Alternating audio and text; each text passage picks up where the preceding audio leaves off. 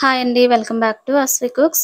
ఈ రోజు వీడియోలో ఆవకాయ పచ్చడి సంవత్సరం పాటు ఉన్న పాడవకుండా పక్కా కొలతలతో ఎవరైనా సరే ఈజీగా పెట్టే విధంగా ఎలా చేయాలో చూపిస్తున్నాను.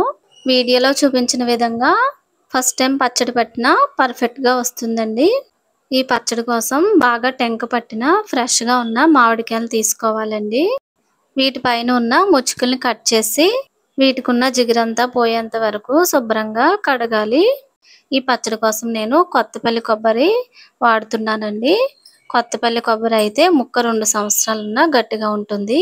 మీరు ఈ పచ్చడి కోసం రసాలైనా దేశవాళీ అయినా సరే సువర్ణరేఖ ఇంకా చాలా రకాలు ఉంటాయండి. వీటిలో మీకు ఏ కాయలు దొరికితే ఆ కాయలతో చేసుకోవచ్చు. మామిడికాయల్ని తడి లేకుండా శుభ్రంగా క్లాత్తో తుడిచి ఆరబెట్టుకోవాలి. ఇలా ఆరిన కాయల్ని ఇప్పుడు మనం కట్ చేసుకుందాము. ఇక్కడ నేను కత్తిపీటతోటే కట్ చేస్తున్నానండి. కాయల్ని 2 ముక్కలుగా చేసుకోవాలి. ఈ కాయ కోస్తుంటేనే మిగతా కాయల కంటే చాలా గట్టిగా కోయాల్సి వస్తుంది. చాకుతో ఇలాగా లోపల ఉన్న జీడిని ఇది చూపిస్తున్నాను చూడండి, ఇలాంటి పొరను కూడా తీసేసుకోవాలి. ఇలా మొత్తం కాయ అంతటికి ఈ విధంగా తీసుకోవాలండి. సిటీలో అయితే మనకు ముక్కలుగా కూడా కొట్టిస్తారు. పల్లెటూరులో అయితే మనమే కట్ చేసుకోవాలి.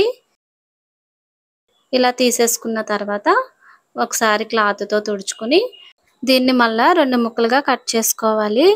ఇలా కట్ చేసుకున్న తర్వాత మరొకసారి క్లాత్తో క్లీన్ చేసుకుని ఈ ముక్కని 3 ముక్కలుగా కట్ చేసుకోవాలండి. 3 ముక్కలు అయితే మనకు కరెక్ట్గా సరిపోతాయి. ఈ కొత్తపల్లి కొబ్బరి 3 ముక్కలే అవుతుందండి. కాయ చిన్నగా ఉంటుంది. మన కాయ సైజుని బట్టి ముక్కలు కట్ చేసుకోవాలి. ఇలా కట్ చేసుకున్న ముక్కలన్నీ ఒక వెడల్పుగా ఉన్న గిన్నెలో వేసుకోవాలి. చూడండి, ముక్కలైతే నేను ఈ విధంగా కట్ చేసుకున్నాను.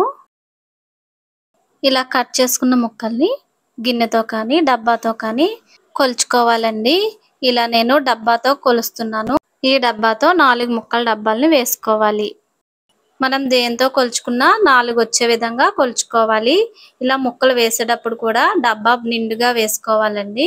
ఇలా కొలుచుకున్న ముక్కల్లో కొంచెం పసుపు, కొద్దిగా పల్లి నూనె వేసుకుని ముక్కలన్నిటిని ఒకసారి కలుపుకోవాలి. ఇలా ముందుగా నూనె వేసుకోవటం వల్ల ముక్క గట్టి పడుతుందండి. ఇప్పుడు మనం ఏ డబ్బాతో అయితే ముక్కలు కొలుచుకున్నామో అదే డబ్బాతో నిండుగా పచ్చడి కారాన్ని కొలుచుకుని వేసుకోవాలి. డబ్బాలో 3 వంతుల వరకు ఆవపిండిని వేసుకోవాలి. ఈ పచ్చడి చేసేటప్పుడు ఏమాత్రం తడి లేకుండా ప్రతిదీ ఆరబెట్టుకుని చేసుకోవాలండి. సగానికి తక్కువగా ఉండేటట్లుగా కళ్ళుప్పుని మిక్సీ పట్టుకుని ఎండలో ఆరబెట్టి వేసుకోవాలండి. 2 టేబుల్ స్పూన్ల వరకు మెంతులు, కొన్ని వెల్లుల్లి రెబ్బల్ని ఒలుచుకొని వేసుకోవాలండి. నేను మరికొన్ని పైన కూడా వేస్తాను, స్మెల్ బాగుంటుందని. ఇప్పుడు ఇవన్నీ బాగా కలిసేటట్లు కలుపుకున్న తర్వాత మరికొంచెం నూనె వేసుకోవాలి. ఇలాంటి పచ్చళ్ళు చేసేటప్పుడు తడి తగిలిందంటే పచ్చడి పాడైపోతుందండి. ప్రతిదీ ఎండలో పెట్టుకుని చేసుకోవాలి. ఇప్పుడు మరికొంచెం నూనె వేసుకుని ఈ ముక్కలన్నీ బాగా కలిసేటట్లుగా కలుపుకోవాలి.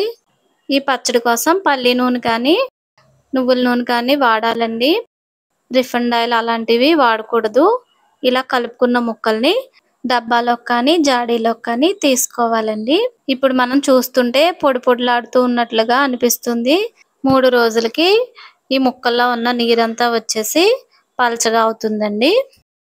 ఇలా ముక్కలన్నీ సర్దేసుకున్న తర్వాత 2 వెల్లుల్లిపాయల్ని కచ్చాపచ్చాగా దంచుకుని దీనిపైన వేసుకోవాలండి. ఇలా కచ్చాపచ్చాగా దంచుకుని వేసుకోవడం వల్ల ఫ్లేవర్ బాగుంటుంది. ఇప్పుడు దీన్ని మూత పెట్టేసి 2 రోజుల పాటు పక్కన పెట్టేసుకోవాలి. ఇలా 3వ రోజున మూత తీసి చూస్తే పచ్చడి కొంచెం అడుక్కి వెళ్ళి ఉంటుందండి. ఇప్పుడు ఈ పచ్చడి అంతా బాగా కలిసేటట్లుగా కలుపుకోవాలి. ఈ పచ్చడి అంతా బాగా కలుపుకున్న తర్వాత కొంచెం అన్నంలో వేసుకుని టేస్ట్ చూసుకోవాలండి. మనం నార్మల్గా చూసామంటే తెలీదు. ఇప్పుడు ఉప్పు సరిపోకపోతే చూసుకుని వేసుకోవచ్చు. ఇలా పచ్చడి అంతా కలుపుకున్న తర్వాత మరికొంచెం నూనెను వేసుకుని కలుపుకోవాలండి.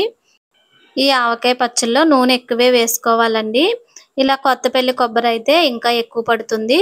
నూనె వేసుకున్న తర్వాత మరొకసారి కలుపుకున్నామంటే మనకు కొత్త ఆవకాయ రెడీ అయినట్టేనండి. ఇలా ఎవరైనా సరే చాలా ఈజీగా ఈ కొలతలతో చేశారంటే పచ్చడి మీకు బాగా కుదురుతుందండి.